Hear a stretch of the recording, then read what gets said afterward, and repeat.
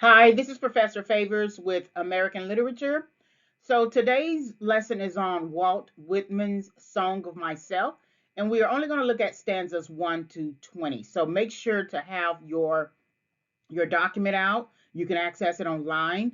The Song of Myself, if you type it in as a research target, you should find a PDF. For my class, however, you do have access to a link. So this is American Literature, Walt Whitman's Song of Myself, stanzas 1 to 20.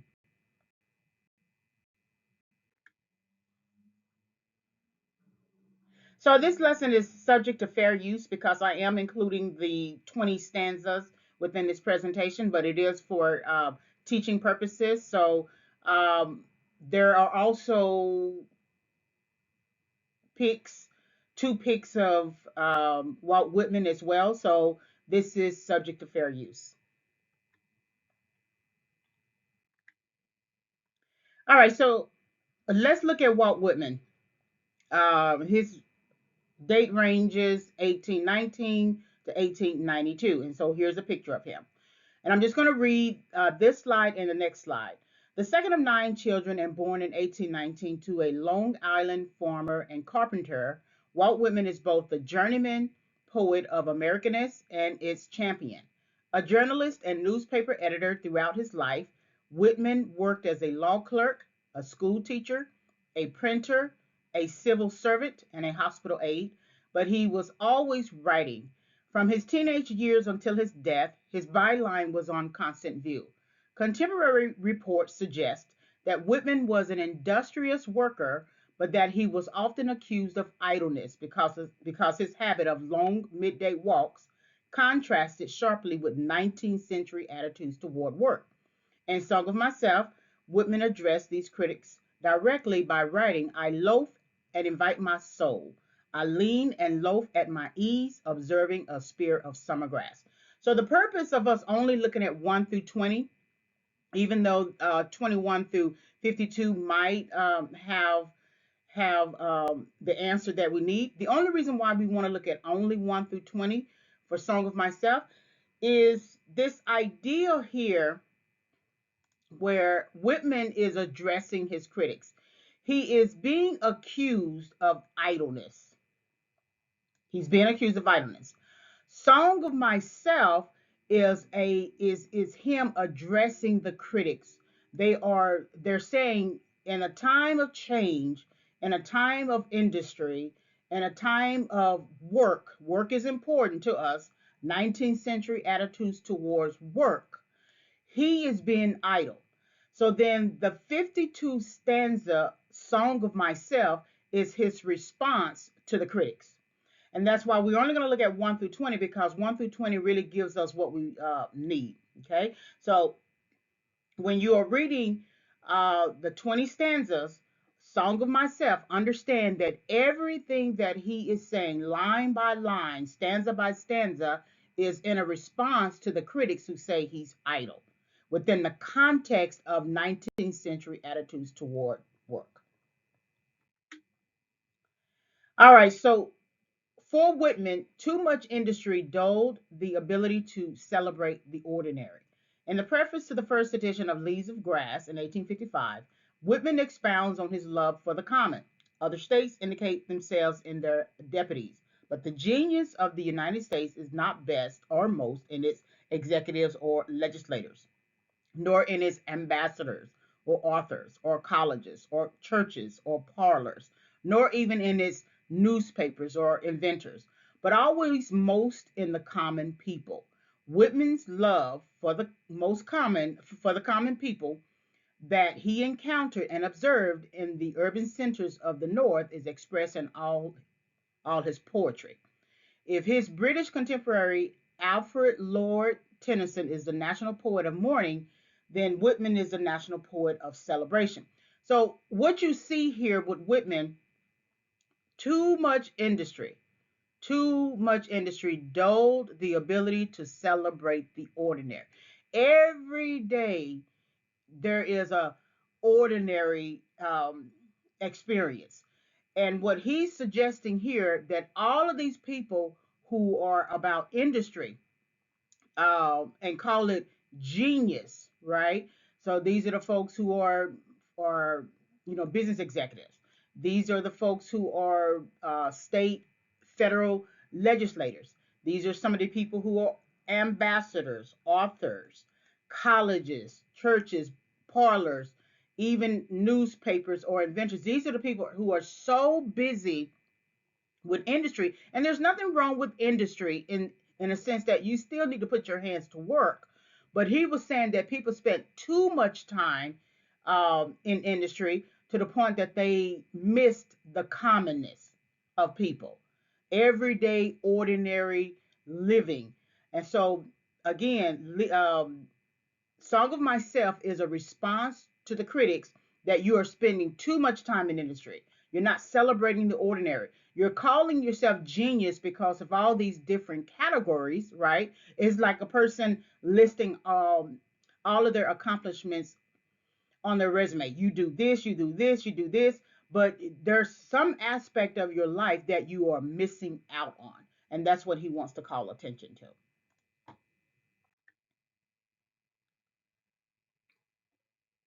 All right, so let's look at some historical implications. Remember from the introductory PowerPoint lesson to the course um, on time periods, that every time you see something in terms of a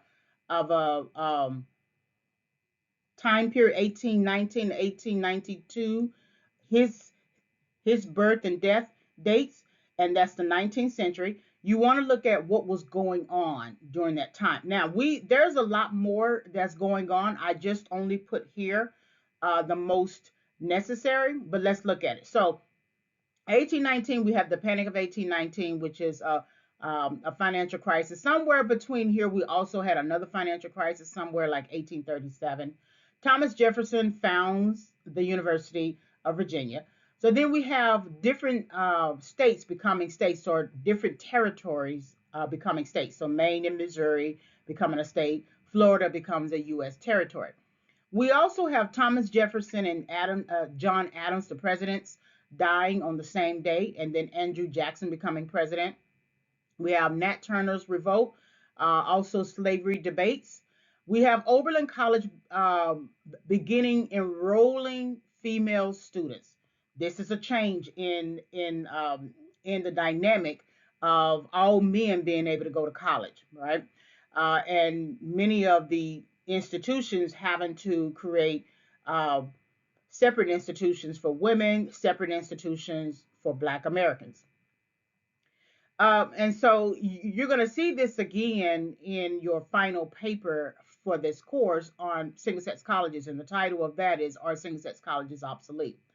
And so then 1845, we have Florida and Texas becoming states. Then we have the Mexican American War.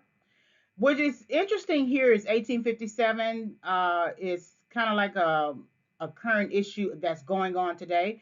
But this was Dred Scott v. Sanford, and he sued based on the idea that he was free from slavery. And so slaves and blacks, um, the conclusion of the suit, the judge's decision, slaves and blacks descended from slaves were not American citizens and cannot sue. So then later we ended up having Emancipation Proclamation, which freed the slaves, Reconstruction era, assassination of President Abraham Lincoln. Then the 13th Amendment abolished slavery. The 14th Amendment granted citizenship and equal protection under the law, meaning that we're not necessarily equal. It's a citizenship amendment, but it basically means that it's equal application of the law. So if men can go to college, women can go to college. If white people can go to college, black people can go to college. So it's equal application of the law. So now this is the industry aspect of um, Whitman's critique. 1865 to 1913, these were two major industrial revolutions. Then there was a global transition towards manufacturing, technological improvements, rapid economic growth in these areas here. So during the 19th century, where there's a heavy attitude towards work and industry, within this context here of the 19th century, we have critics who are criticizing Walt Whitman that he's not industrious enough. And so keep this in mind as we go through all the different slides.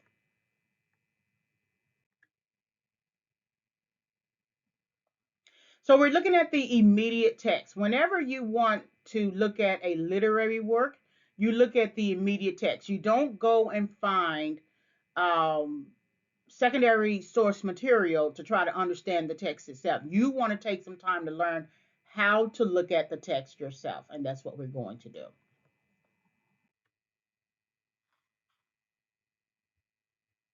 All right, stanza 16, the comparison. Okay, let's look at the comparison. All right, I am of old and young, of the foolish as much as the wise, regardless of others, ever regardful of others, maternal as well as paternal, a child as well as a man, stuffed with the stuff that is coarse and stuffed with the stuff that is fine. One of the nation of many nations, the smallest the same and the largest the same. A southerner soon as a northerner, a planter nonchalant and hospitable down by the Oconee I live, a Yankee bound by my own way ready for trade, my joints the limberest joints of earth on earth, and the sternest joints on earth. A Kentuckian walking the vale of the Elkhorn in my deerskin leggings, a Louisianian, a, a Louisianian or Georgian, a boatman over lakes or bays or along coasts, a Hoosier, Badger, Buckeye, at home on Canadian snowshoes or up in the bush, or with fishermen off Newfoundland, at home in the fleet of ice boats, sailing with the rest and tacking, uh, at home on the hills of Vermont or in the woods of Maine or the Texan ranch, comrade of Californians, comrade of free Northwesterners, loving their big proportions, comrade of Rassman and Coleman, comrade of all who shake hands and welcome to drinking meat. So what we're doing here is, and there's another slide for stanza 16. Let me figure out where it starts. Comes okay. What we're doing here is giving you the America that has now established itself, right? While we're also while the poet is also comparing himself within this discussion. So I am old and young, foolish as much as wise. Okay, old and young, foolish as much as wise. I'm I regard regardless of others, regardful of others. So meaning regardful of others. Maternal as well as paternal, child as well as a man. Stuff with the stuff that is coarse, stuff with the stuff that is fine. One of the nation of many nations, the smallest the same, the largest the same. Southerner, as southerner as soon as northerner. So likely he's living in the south and plans on going to the north. Planter nonchalant, hospital down. I mean hospitable down. Remember that he was hospitable towards the uh, the, the runaway slave. A Yankee bound by my own ready for trade. My joints the limberest joints on earth, sternest joints on earth. A Kentuckian, so Yankee usually refers to the East Coast, uh, New York. Now we're back in the South. Kentuckian, Louisianian, Georgian, a boatman or over lakes or bays, Hoosier, Badger, Buckeye, somewhere like Ohio, probably the Midwest, Canadian, usually probably refers to Canada, Newfoundland. There's the confirmation. At home in a fleece ice boat, sailing with the rest and tacking. Anyone who understands fishing would know that kind of terminology. Then we're in Vermont, woods of Maine, Texan ranch. Then we have friends of Californians, free Northwesterners, and then we have Rassman coal men mines, and anyone who shakes and drinks. Right, welcome to drink and meat. So this works more like just a regular contrast, but it's giving you sort of like the established nature of America. Because remember, some of these states like Maine was a part of Massachusetts, I think, and branched off, or Connecticut, but they were not all individual states at the time. And so now he's giving you a list of states that are have now established themselves, right? Uh, but this, but I think stanza 16 here is more about geography than anything else, as well as comparison. All right, this is the rest of stanza 16. A learner with the simplest, a teacher of the thoughtfulest, a novice beginning yet experient of myriads of seasons. Of every hue and caste am I, of every rank and religion. A farmer, mechanic, artist, gentleman, sailor, Quaker, prisoner, fancy man, rowdy, lawyer, physician, priest. I resist anything better than my own diversity. Breathe the air, but believe plenty after me. And am not stuck up and am in my place. The moth and the fish eggs are in their place. The bright suns I see and the dark suns I cannot see are in their place. The palpable is in its place and the impalpable in its place. So again, it still goes back to the comparison.